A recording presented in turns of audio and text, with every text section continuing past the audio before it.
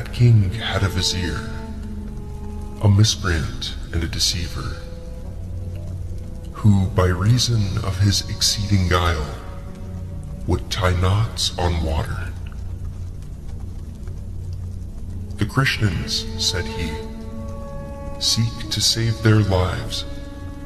They hide their religion from the king.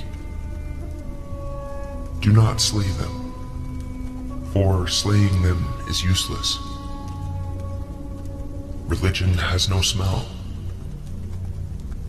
It is not detectable like musk and aloes wood. The secret is concealed in 100 coverings. Its outward form is in agreement with you, but the inward reality is in disagreement. The king said to him, "Tell me then, what is the best plan? What is the remedy against that deceit and imposture, so that there may not remain a single Christian in the world, neither one whose religion is manifest, nor one who is concealed?" "O king," said the vizier, "cut off my ears and hands. Rip my nose and lips by bitter, cruel decree. Then bring me under the gallows, that an intercessor may plead for me.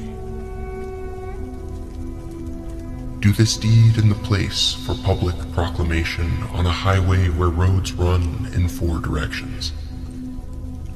Then banish me from your presence to a distant land, that I may cast mischief and confusion among them.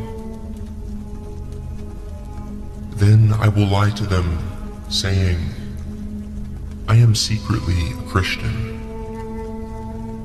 O God, who knows all things hidden, you know me." The king was informed of my Christian faith and from bigotry sought to take my life. I wished to hide my religion from the king and profess his religion, but the king got a scent of my inmost beliefs, and my words were distrusted when I stood before the king. He said, "Your words are like a needle in bread. There is a window between my heart and yours, and through that window I have seen your real state. I see your state and will not trust what you say. Had not the Spirit of Jesus been my aid, he would, in Jewish fashion, have torn me to pieces. For Jesus' sake, I would give up my life and sacrifice my head, and lay on myself myriads of obligations to him. I do not begrudgingly offer my life to Jesus, but I am fully versed in the knowledge of his religion. Grief was coming over me, and it seemed to me a pity that the holy religion should perish among those who are ignorant of it. Thanks be to God and to Jesus that I have become a guide to the true faith.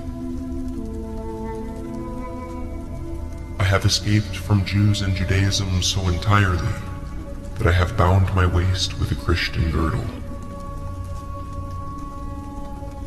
The present epoch is the epoch of Jesus. O men, hearken with your souls unto the mysteries of his religion." And so the king did to him that deed of mutilation which he had proposed. The people remained in amazement at that hidden and mysterious plot. The king drove the vizier away to the Christians as planned. After that, the vizier began to evangelize as planned. Myriads of Christian men gathered around the vizier, little by little, in his abode, while he secretly expounded to them the mysteries of gospel and girdle and prayer. Outwardly, he was a preacher of religious ordinances, but inwardly he was as the whistle and snare of the fowler. The Christians all gave their hearts to him. Oh, how great indeed is the strength of the blind conformity of the vulgar.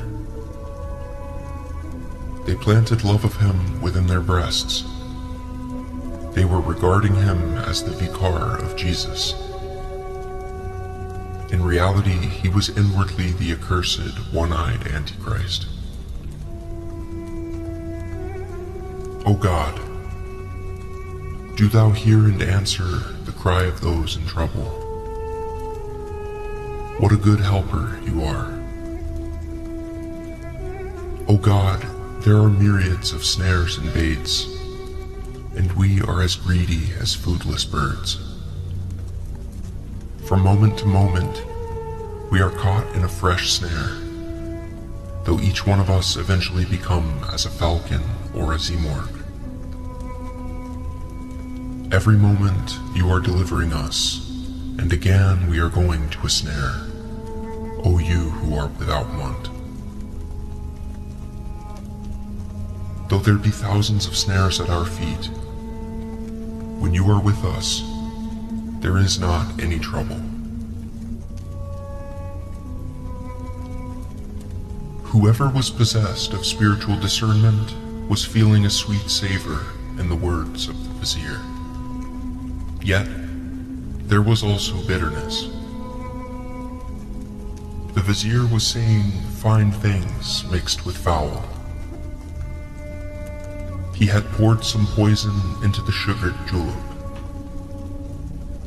The outward sense of it was saying, be diligent in the way. But in effect, it was saying to the soul, be slack. As for those Christians who were not wary and possessed of spiritual discernment, the words of the vizier were as a collar on his neck.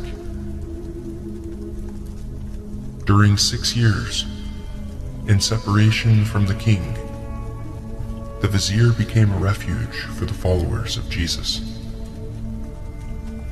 To him the people wholly surrendered their religion and their hearts. At his command and decree, they were ready to die. Messages secretly passed between the king and the vizier. The king had clandestine words of comfort from the vizier. The king wrote to him, saying, O my fortunate one, the time has come. Quickly, set my mind at ease. The vizier replied, Behold, O king, I am preparing to cast disorders into the religion of Jesus. At that time, the people of Jesus had 12 authoritative rulers over them. Each party followed one ruler and had become devoted to its own ruler from desire of worldly gain. These 12 rulers and their followers became in bondage to the vizier of evil sign. They all put trust in his words. They all took his procedure as pattern. Each ruler would have given up his life in his presence at the time and hour on the spot, if the vizier had bidden him to die. The vizier prepared a scroll addressed to each one of the rulers, the written form of each scroll being of a different tenor. The ordinances of each scroll were of a diverse kind, this ordinance contradicting that ordinance from the end to the beginning. In one of them, he made the path of asceticism and hunger to be the basis of repentance and the condition necessary for conversion. In another scroll, he said, asceticism profits nothing. In this way, there is no means of deliverance but in generosity And in yet another he said, your hunger and generosity imply association on your part of other objects with him who is the object of your worship. Aside from trusting in the will of God and complete resignation in sorrow and joy, all else is deceit and a snare. While in yet another he said, it is incumbent on you to serve God. Otherwise, the thought of putting trust in him is a cause of suspicion. And in yet another he said, there are divine commands and prohibitions, but they are not meant for us to actually practice them.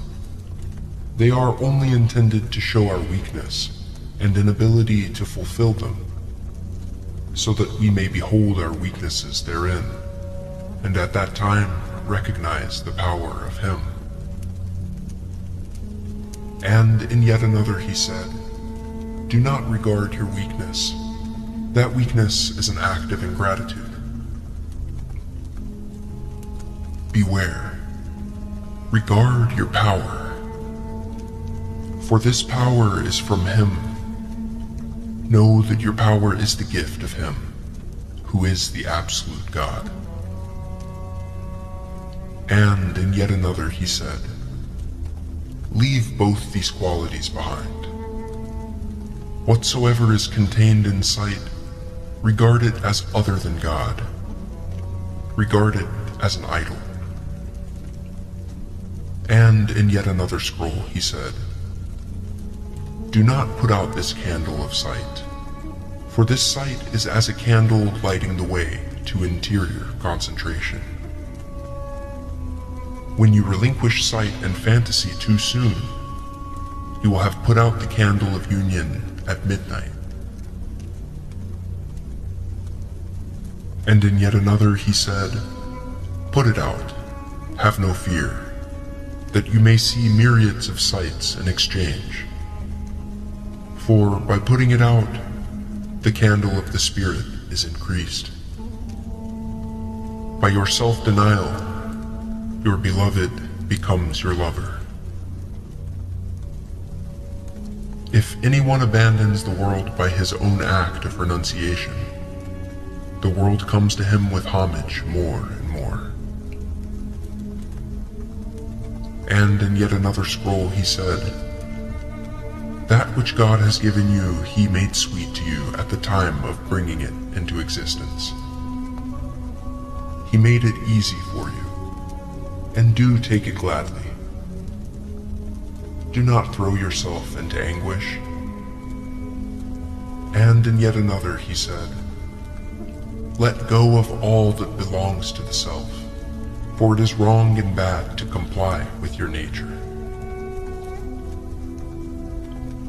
Many different roads have become easy to follow. Everyone's religion has become to him as dear as life. If God's making religion easy were the right road, every Jewish and Zoroastrian person would have knowledge of him.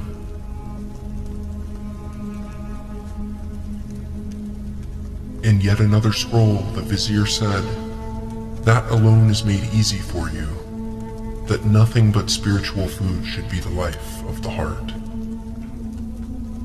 And in yet another he said, seek a living sheikh to guide you. You will not find foresight as to the end of existence among the qualities derived from ancestors. In yet another he said, you are the master. Because you know the master, be a man and be not subject to men. Go, choose your own way, and be not one whose head is bewildered in search of a guide. And in yet another he said, all this multiplicity is in fact one. Whoever sees two is a squint-eyed mannequin. And yet another he said, how should 100 be one? He who thinks this is surely mad. The doctrines every one, are contrary to each other. How should they be one? Are poison and sugar one? Until you pass beyond the difference of poison and sugar, how will you catch a scent from the Garden of Unity? 12 scrolls of this style and fashion were drawn up in writing by that enemy to the religion of Jesus. In truth, he had no perception of the unicolority of Jesus, nor did he have a disposition imbued with the tincture of the dying vat of Jesus. From that pure vat of Jesus, a garment of 100 colors would become as simple and one-colored as the wind. As time passed, the vizier formed in his mind another plan. He abandoned preaching and sat alone in seclusion. He inspired enthusiasm in his disciples from their longing to see him. He remained in seclusion 40 or 50 days. The people became mad from longing for him, and on account of being separated from his spiritual feeling and discourse and intuition. They were making supplication and lament, while he in solitude was bent double by austerities. They said, "Without you we have no light. How lost is the state of a blind man without a leader.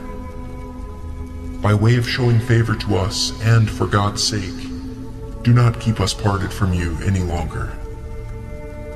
We are as children, and you are our nurse. Do thou spread over us that shadow of thy protection." He said, "My soul is not far from them that love me, but there is no permission to come forth." Those rulers came for intercession, and the disciples came in reproach, saying, "O noble sir, what a misfortune this is for us. Without you, we are left deprived of our hearts and our religion. You are making a pretense while we in grief are heaving cold sighs from the burning heat of our hearts. We have become accustomed to your sweet discourse. We have drunk of the milk of your wisdom." The vizier cried out from within, "O disciples, be this made known to you from me, that Jesus himself has given me a message, saying, 'Be separated from all friends and kinsfolk. Set thy face to the wall.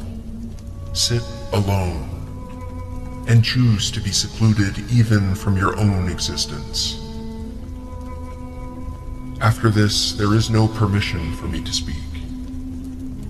After this, I have nothing to do with talk.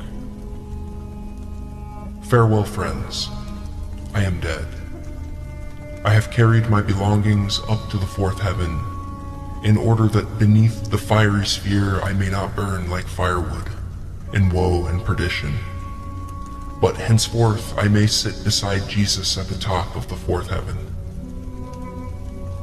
Then the vizier summoned those rulers one by one, and he conversed with each one of them alone.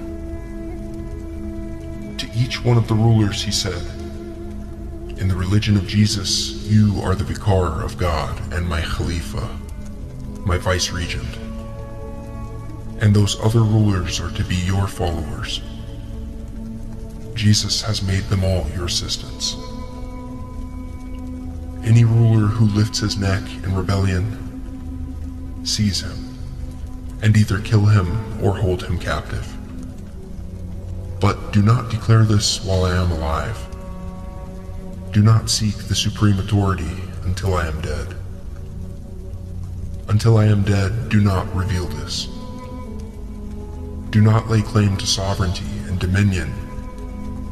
Here is the scroll and the ordinances of the Messiah. Recite them distinctly, one by one, to his people." Thus he spoke to each of the rulers separately, saying, "There is no vicar in the religion of God except you. He honored each one by one in this way. Whatever he said to one ruler, he also said to the other rulers. To each, he gave one scroll.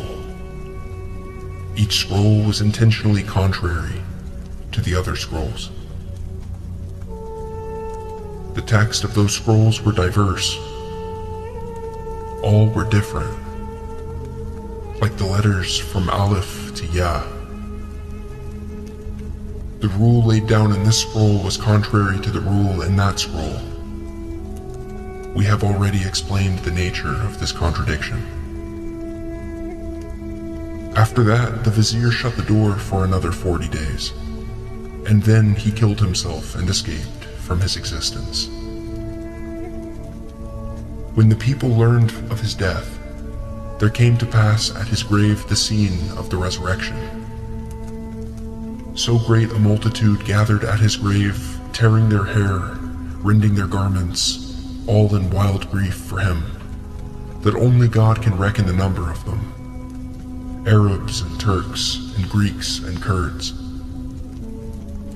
They put his grave's earth on their heads.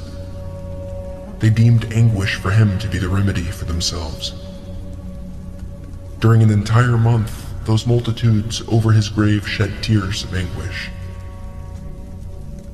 After a month, the people said, "O rulers, which of you chiefs are designated to take his place, that we may acknowledge him as our religious leader in place of the vizier, and that we may place our trust in his hands?" One of those rulers advanced and went before the loyal-minded people. "Behold," said he, "I am that man's vicar. I am the vicar of Jesus at the present time. Look, this scroll is my proof that after him the vicarate belongs to me." Another ruler came forth from ambush. His pretension regarding the vice-regency was the same.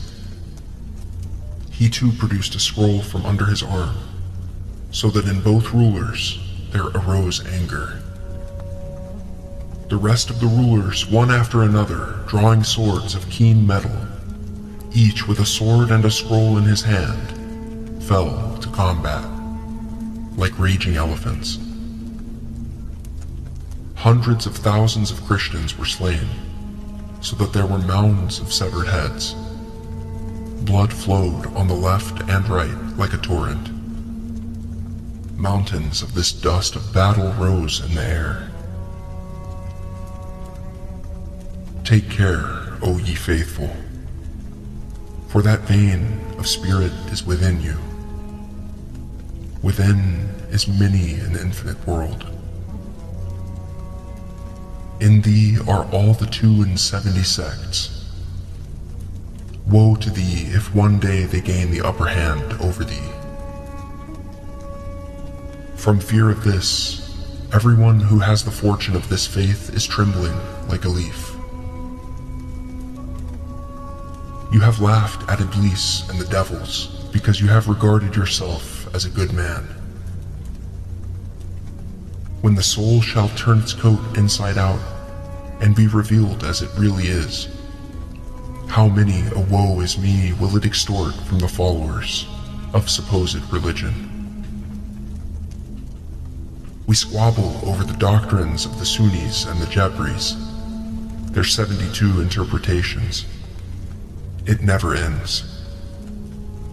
But we don't hear the inanimate ones speaking to each other and to us. How do we listen to what doesn't speak? Only with the help of those whose love opens into the mystery of the Spirit's telling. A prudent man is needed to find the way to the village of God. If there is no prudence, then cupidity brings calamity. The devil is a mischievous thief. Like a phantom, he appears in a different shape at every moment. None but God knows the ins and the outs of his cunning. Therefore, take refuge with God and escape from that impostor.